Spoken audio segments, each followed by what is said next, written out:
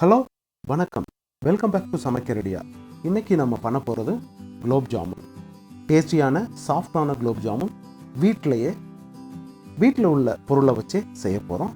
வாங்க எப்படி செய்யலான்னு பார்க்கலாம். இதுக்கு ஒரு பவுலில் 3/4 கப் அளவுக்கு பால் பவுடர், மில்க் பவுடரும், அதோட 1/2 கப் அளவுக்கு மைதா மாவு, 1/2 கப்பு மைதா மாவு, ஒரு 1/4 டீஸ்பூன் அளவுக்கு பேக்கிங் பவுடர். இது மூணையும் நல்லா மிக்ஸ் பண்ணுங்க. ஒரு ஸ்பூனை வச்சு நல்லா மிக்ஸ் பண்ணுங்க. இதுதான் வந்துட்டு நம்மளோட ready mix for gulab jamun. So once இது வந்து நல்லா மிக்ஸ் ஆனதுக்கு அப்புறம் நம்ம இதில் 2 டேபிள் ஸ்பூன் அளவுக்கு கீ ஆட் பண்ணி கையை வச்சு ஜென்டிலாக இந்த கீ வந்து எல்லா மாவுலேயும் கம்ப்ளீட்டாக ஸ்ப்ரெட் ஆகிருக்கிற மாதிரி, அதாவது மாவு கொஞ்சம் ஈரப்பதமாக இருக்கும், அந்த மாதிரி நம்ம கையை வச்சு ஜென்டிலாக ரொம்ப பக்குவமாக நம்ம வந்துட்டு மிக்ஸ் பண்ண போகிறோம். ஒன்லி விரலை மட்டும் யூஸ் பண்ணுங்கள். ஸோ மிக்ஸ் பண்ணி முடிச்சதுக்கப்புறம் பாருங்கள், நல்லா, அதாவது கட்டி கட்டியாக இல்லாமல் பொலன்னு இருக்கிற மாதிரி பண்ணணும். ஒன்ஸ் ரெடியானதுக்கப்புறம் அதோட 1/4 கப் அளவுக்கு ரூம் டெம்பரேச்சரில் உள்ள பாலை வந்து நீங்கள் கொஞ்சம் ஊற்றுங்க. அப்போ தான் வந்துட்டு அந்த கரெக்டு பதம் வர்றதுக்கு கரெக்டாக இருக்கும். ஸோ பாருங்கள், கொஞ்சம் ஸ்லைட்டாக லூஸாக இருக்கிற மாதிரி இருக்கும். இட் இஸ் ஃபைன், அப்படியே வச்சுருங்க. ஸோ ஒன்ஸ் சேர்ந்ததுக்கப்புறம் நீங்கள் வந்து அப்படியே ஒரு 15 நிமிஷம் நம்ம இதை வந்து கவர் பண்ணி வைக்க போகிறோம். அப்போ வந்து கரெக்டாக ஆகிடும். மாவு கரெக்டாக அந்த ஷேப்புக்கு வந்துடும், அந்த திக்னஸ்க்கும் வந்துடும்.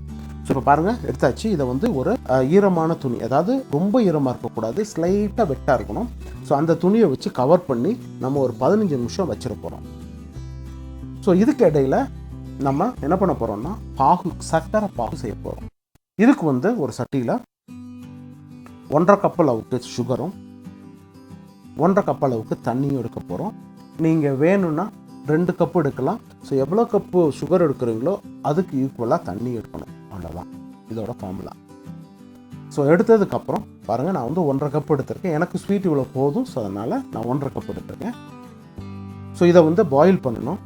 பாயில் ஆகி வரும்போது நம்ம என்ன பண்ண போகிறோம்னா ஒரு 3 ஏலக்காவை தட்டி போட போகிறோம். ஏன்னா ஏலக்காவோட ஃப்ளேவர் இதில் இந்த எசன்ஸில் இறங்கும்போது, சுகர் சிரப்பில் இறங்கும்போது ரொம்ப நல்லாயிருக்கும். ஸோ இந்த ஒரு பாயிலில் வந்து கம்ப்ளீட்டாக டிசால்வ் ஆகணும். சுகர் ஃபுல்லாக டிசால்வ் ஆகிடுச்சு. இப்போ பாருங்கள், இப்போ வந்து இதோட ஒரு 15 ஸ்ட்ராண்ட்ஸு குங்குமப்பூ போட்டு நல்லா ஒரு தடவை பாயில் பண்ணிவிடுங்க. வேணும்னா அதோட நீங்கள் கொஞ்சமாக வெனிலா எசன்ஸும் ஆட் பண்ணிக்கலாம்.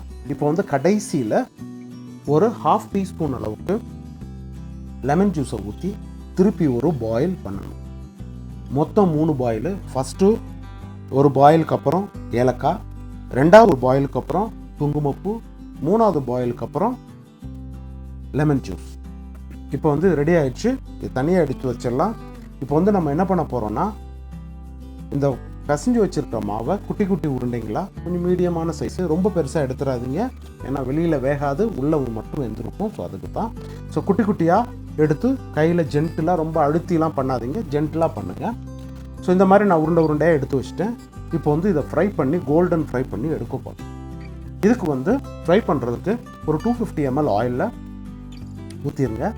இதில் எண்ணெய் காஞ்சதும் லோ டு மீடியம் ஃப்ளேமில் தான் இதை குக் பண்ணணும். ஸோ நான் வந்து மீடியம் ஃப்ளேமில் வச்சுருக்கேன்.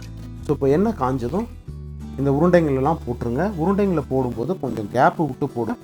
ஏன்னா ஃப்ரை ஆனதுக்கப்புறம் கொஞ்சம் அப்படியே வந்து பெருசாகும். ஏன்னா வந்துட்டு சோடாவை போட்டிருக்கோம் இல்லையா, அதனால் இது கொஞ்சம் உப்பும். ஸோ அதனால தான்.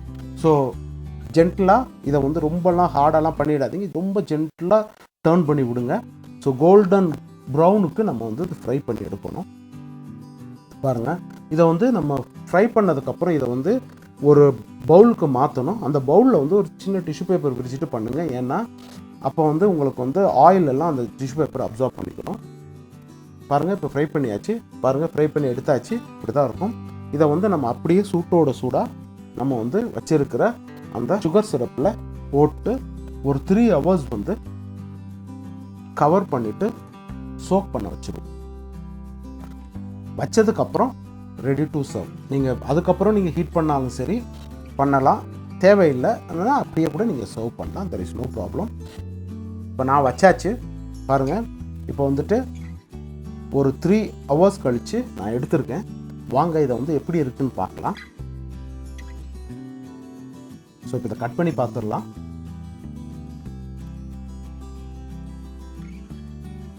பாருங்கள், உள்ளேயும் நல்லா வெந்திருக்கு, இந்த எசன்ஸும் இறங்கியிருக்கு, அந்த சுகர் சிரப்பும் இறங்கியிருக்கு, ரொம்ப சாஃப்டாகவும் இருக்குது. நீங்களும் வீட்டில் ட்ரை பண்ணி பாருங்கள். மறக்காமல் சேனலை லைக் பண்ணுங்கள், சப்ஸ்கிரைப் பண்ணுங்கள், ஃப்ரெண்ட்ஸுக்கும் வந்துட்டு சேனலை பற்றி சொல்லுங்கள். ஸோ அடுத்த வீடியோவில் உங்களை சந்திக்கிறேன். Until then, take care.